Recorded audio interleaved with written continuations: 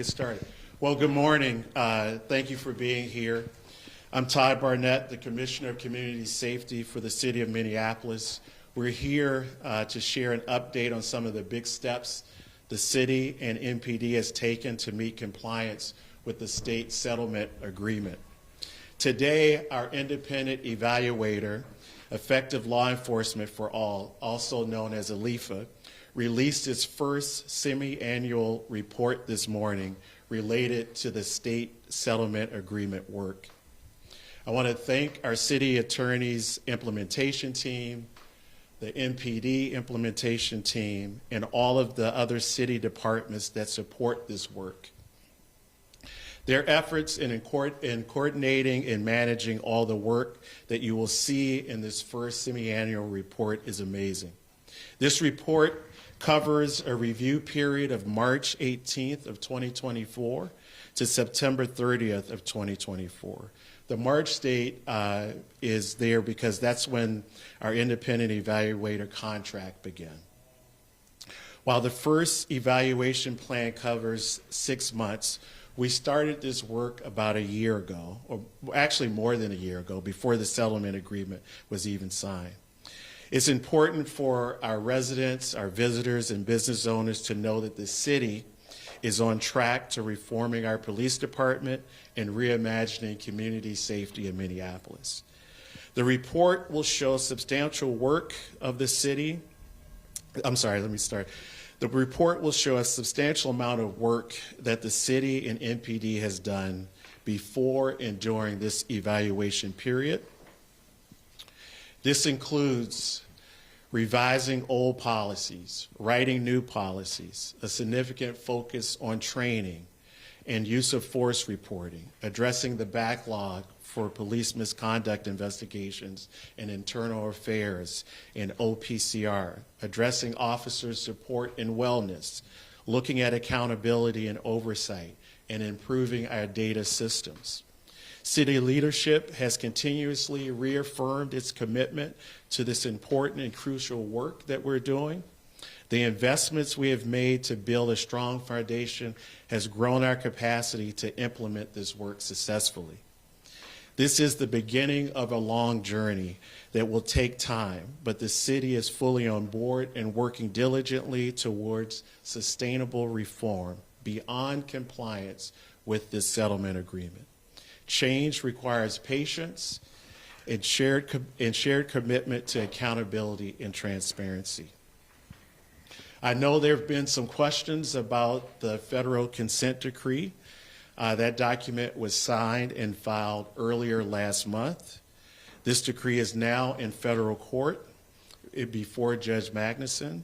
We cannot predict the outcome of the federal proceedings, but we are committed to doing this work right for our residents. Again, the most important thing, regardless of what happens at the federal level, we have a state consent decree. We're moving forward with our plans and goals for a sustainable police department with reform. This is why we're here today, to demonstrate the city's commitment to this work and showcase the work that we have started doing to accomplish our goals of reform. We're moving forward. Our community is depending on us to get this right. So I'll hand it over to our city attorney, Kristen Anderson. Good morning, Kristen Anderson, City Attorney for the City of Minneapolis. Thank you again for being here today. I want to kind of go back and be lawyerly and talk a little bit about process here, just to kind of give the context for the report that you're going to be seeing today. So again, Effective Law Enforcement for All, or ALEFA, is the independent evaluator or monitor for the city's compliance with the settlement agreement between the city and the Minnesota Department of Human Rights. As a reminder, we entered into that settlement agreement when the council approved it back in March of 2023, and then it was formally approved by the state court in July of 2023. After that point in time, we underwent a process to select the independent evaluator. It was a rigorous and competitive process that included community presentations, included some feedback by the Department of Justice, and we selected OLIFA as the independent evaluator and entered into our contract with them March 18th, 2024, which is why you see this first semi-annual progress report dating back to March 18th, 2024 through September of 2024. So the annual progress reports are actually set forth in the settlement agreement itself. First, the settlement agreement requires in paragraph 407 that the monitor comes up with an annual implementation plan, and that plan sets forth the schedule for what provisions are going to be evaluated during the period of the year. And then paragraph 413 of the settlement agreement sets forth what is supposed to be done in these semi-annual progress reviews. And in fact, the report that you will see on the OLIFA's website actually tracks all of the provisions that are required in the consent decree that a progress review includes. So the process is that every 6 months, for a period of 6 months, OLIFA will evaluate progress. That progress review is first submitted to the parties as a draft. The parties have 30 days to give review and feedback, and then the progress review is finalized. And again, because OLIFA was retained March 18th, 2024, that's the first period of the semi-annual progress review, and that is what's reflected this 6-month period from March 18th through September 30th. We will be getting a subsequent semi-annual progress review from OLIFA that will then go from the period October 1 through March of this year. And we expect that, I don't have a concrete deadline for when we will see that, but we will expect that coming fairly soon. I want to be clear that the city is in constant communication with OLIFA multiple times per week, if not daily, and we don't wait for a report to dictate what we do next. The work is constant, the work is ongoing and outlined by these provisions of the settlement agreement.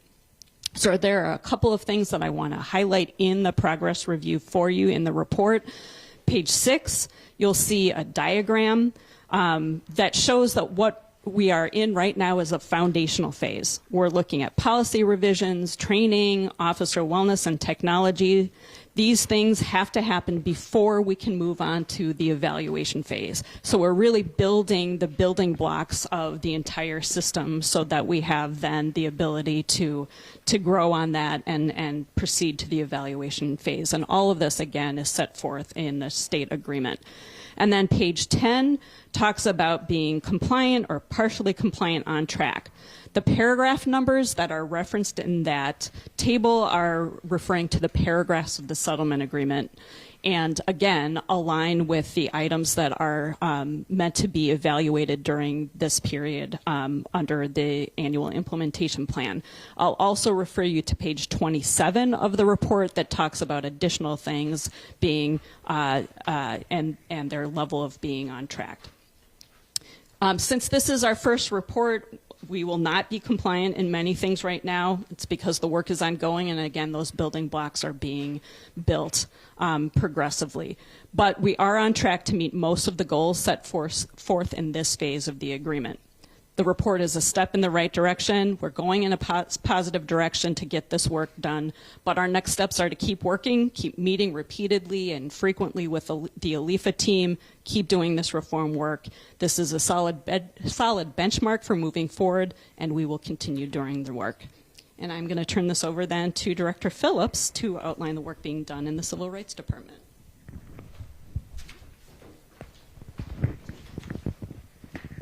Thank you, City Attorney Anderson. Good morning, all. My name is Michelle Phillips, and I am the Director of Civil Rights for the City of Minneapolis. I'd like to start by saying that this work with the Minnesota Department of Human Rights Settlement Agreement and the impending federal consent decree is a priority for our department, along with all of the other very important work for the Civil Rights Department. Part of my role is to ensure that we get the important work done timely effectively and efficiently, and also ensure that our staff feel supported and valued while doing this extremely important work.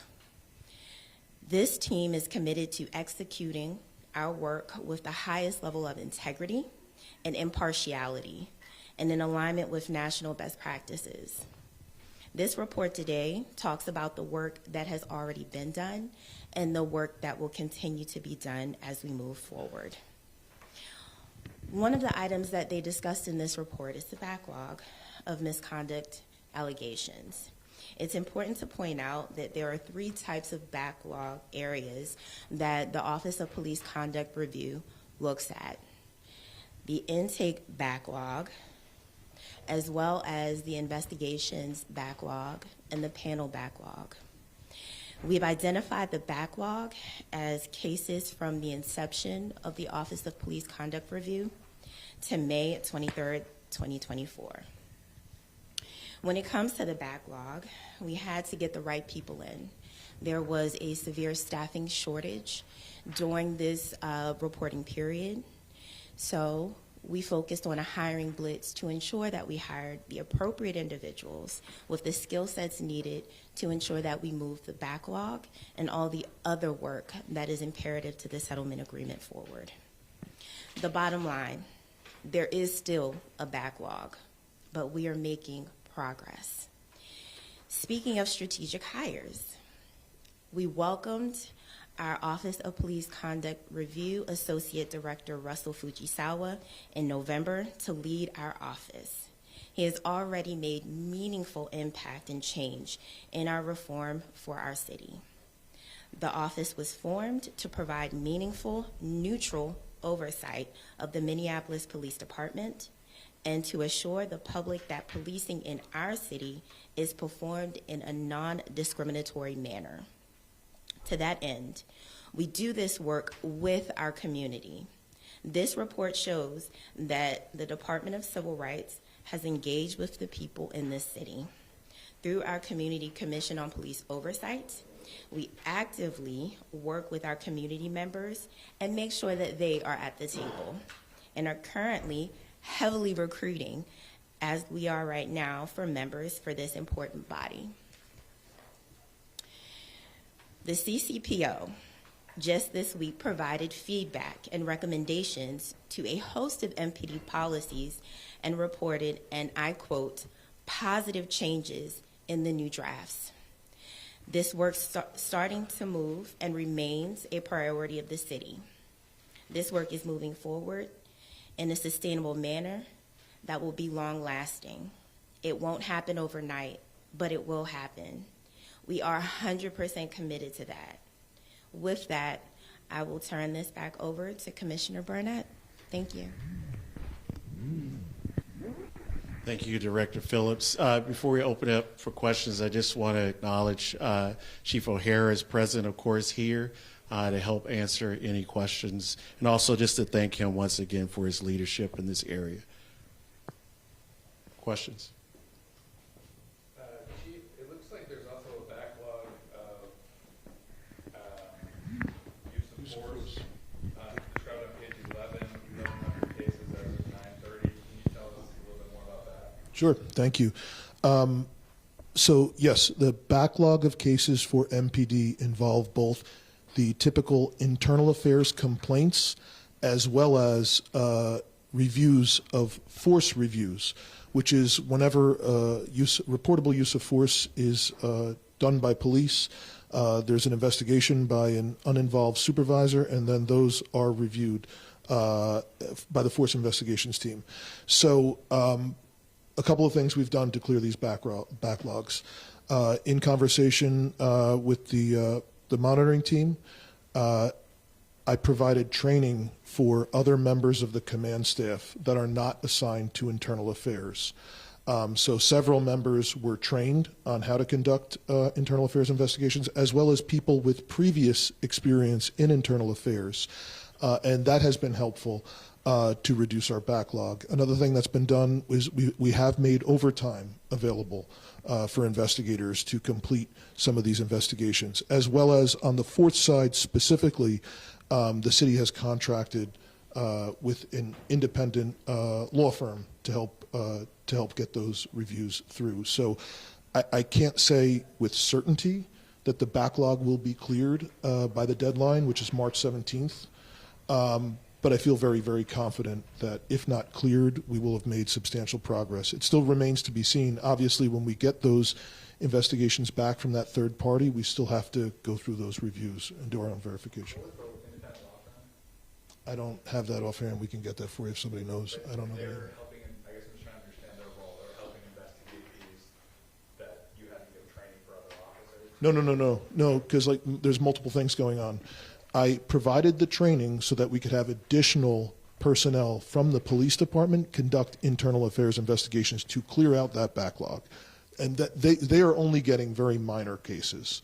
And so that has been happening. Separate from that, the city has contracted with a law firm to help with the backlog for force reviews. That's the force investigations team. Yep.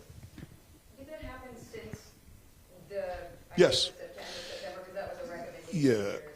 Yeah, I mean, you're right, Renee, but obviously the problem is we are doing this. I am involved with this every single day, and inevitably there will be a lag time before the monitor is able to get one of their reports out, and obviously the work is still ongoing. Yeah. Could you explain some of these cases included 15 critical incidents presenting a major compliance challenge. What's a major compliance challenge? To comply with the terms of the deadlines. And what has happened here in the past generally is that when there is a critical incident, for example, a use of deadly force by a police officer, we ask the BCA to conduct an investigation for us. And generally what happens is we allow the BCA to conduct their investigation, and then they'll turn it over to the prosecutor's office to make a charging decision. Once that is complete, is then when we get the file to do the administrative investigation. So that's what they're talking about there. So the major compliance challenge is with the report, not that critical incident presented a compliance challenge? Correct. The compliance issue would be the timeliness of being able to do the administrative investigation, nothing to do with whether or not the use of force was lawful or appropriate. I guess along those lines with the force investigations team, it sounds like, do you feel like staffing is still lacking there? I know that was one of the major tasks that this agreement is going to require. Do you feel like the enforced investigations team, if not the backlog complete, the team would at least be up to proper staffing by the end of the year? Regardless of the backlog, yes, I agree. The force investigations team is not appropriately staffed. Yes, it's not optimally staffed. And if we do have a federal consent decree, we will be required to staff it further than what it is. Yes. Do you feel good about getting that done by March? Not by March, no. I mean, it's just a reality that we're trying to balance, all of our resources here and address crime and be responsive to that, as well as all of the different things that are going on. Dozens and dozens of policies have been worked on over the course of the last year, and I'm proud of the work that's been done. It's been great, and it involves people not just in implementation, but in people in training and different parts of the police department. And there's only so much we can do with a police department down 40% sworn personnel and having much higher crime to investigate, as well as now all of this new work under these consent decrees. Yeah. So I think it says in the release they're on track to meet nearly all of the year one goals. Can you talk about what year one goals you're not on track to meet? Is that like the backlogs? You can just talk a little bit more about that. So I have a meeting we call Reform Stat every week, where we get everyone on Zoom in the department that has anything to do with any of these topics, and we go through all of them. And so because we do this every single week, I can't think of offhand where we were at the end of this particular reporting period. I can tell you where we are today. And I think the report does mention, for example, challenges around IT. That is my biggest concern. The nature of data systems in police department is that they come up, on their own, and they're siloed. And a lot of the things that are required for compliance with the settlement agreement or with a federal consent decree require us to be able to analyze data that's in all different places and bring it together. And there's no easy answer to that. And so we've been working with the city IT has been very helpful. We're trying to get answers from some of our vendors still. And once we get clear answers, we will be able to map that out to make decisions about what we think is best to implement IT. So to me, that's the most significant hurdle. The other thing in general that's pretty easy to understand is, look, there's dozens of policies, hundreds and hundreds of pages of stuff that's been revised, and it goes along with a very specific process. There's been dozens of community meetings. Policies have been posted for 45 days to get additional community input, and there's meetings for hours with the MPD as well as members of ALIFA, MDHR, as we try and finalize all of these draft policies. And the problem is it's all coming into a funnel at the same deadline. So yes, there's concerns there that we won't be able to get everything completed, but I believe that the monitor does agree that we want to make sure that we get this right instead of just getting it done by March 17th and not taking a couple more weeks if we need to make sure, because it's just the volume of stuff that we're going through.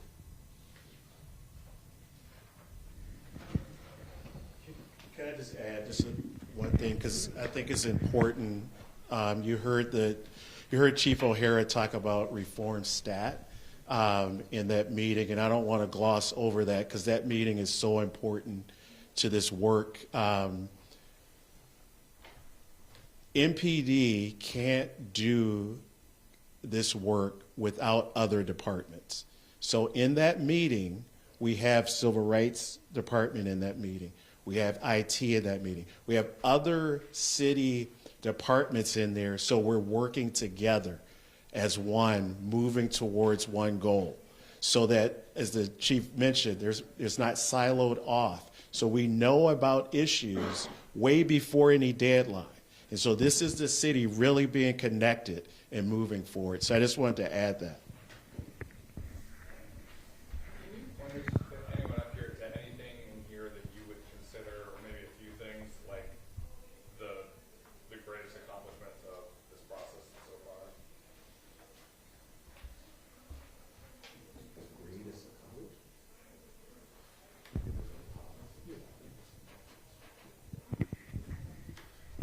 I mean, the commissioner and I agree. Just by volume, the most significant accomplishment would be all of these hundreds of pages of policies. That each one was a challenge, and simply because of everything that has to go into it. Again, all of the community meetings that were held, all of the input sessions with police officers, posting online to get feedback. It's back and forth, and then internally, back and forth, MPD, city attorney's office, making sure we're dotting our I's, crossing our T's, and then informally getting feedback from the monitor during the process, and finally having these, marathon session meetings with everybody, including MDHR, who is also limited in the personnel that they have that are available to do this stuff.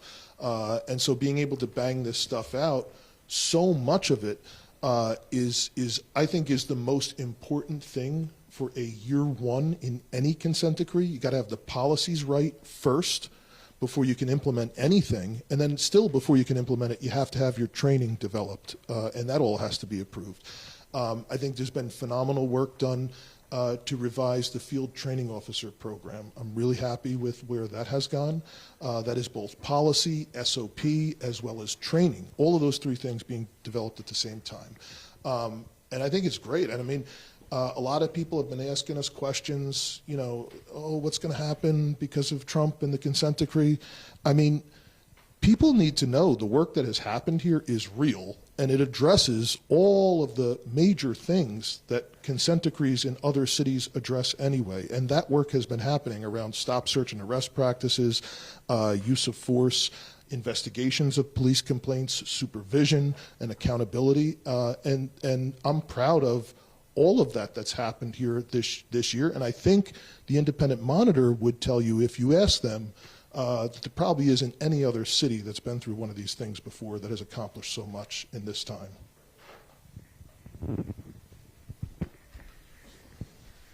More question? I think for the federal consent decree, the city was the state of reason that they were still like committed to reforms that were in that agreement. Can you talk about that? Like, if regardless of what the DOJ does or what the judge decides, are you still committed to enforcing that agreement? Yes, I think if you look back at anything I've said publicly, the work that we're doing here in the city and here with our police department is to go beyond these agreements. These agreements will get compliance, but we want a sustainable police department that has met all these requirements of reform so that we don't have these investigations again. That's why we're working as one in the city to get this done. This is compliance beyond any of these agreements. We're not just trying to meet the agreements, we're changing the department. But will there be a way to, I mean, if there is no document, laying faults out that you've agreed upon, will there be a way to, and any sort of accountability, I guess, that will check and say, yes, you've done these things that we agreed upon if the consent decree, ends up not going through? I think internally within the city, we have things in which we can do to hold ourselves accountable. As far as legally, I would have to turn to our city attorney, but right now I just really want to focus on getting through the federal proceedings. That's so important for us. The other thing that's important to keep in mind, and I don't know if the city attorney could put a percentage on it, but there is a whole lot that's in the federal consent decree that is already covered in the state agreement. And in a lot of areas where there are differences, it's just adding a couple other things from what we're doing, adding 8 hours more training here, creating a new training program there. So in terms of the police department specifically, I don't know if you could put a number on it, but there is a whole lot that's already under this agreement and is being monitored by the independent monitor. Why do both at all? I mean, you guys entered into this agreement, right? If it's duplicated like the agreement you already had. I think I can probably speak to that. So first of all, the Department of Justice has brought a lawsuit against the city. And so, they did an investigation, made pretty serious claims against the city, and the consent decree is a settlement of those legal claims. We jointly filed the consent decree with the Department of Justice. It's in the hands of the federal court. And it is a really, really valuable document. I mean, the chief is right that there are lots of provisions that are overlapping with MDHR. There are some things that are not overlapping but are very consistent with what the monitor has already sort of pushed us towards. But there are additional provisions over and above those. And there is a benefit to a federal court having oversight. I mean, that's why the Department of Justice has these provisions in federal court. So there is great value to it. We are still committed to those proceedings, and I'm very hopeful that the judge will approve the consent decree. But we are also committed to doing the work. We are committed to being monitored about doing the work. And so it really is a both and. We do find the federal consent decree to be of great value to the city, and again, are very hopeful that the court approves it.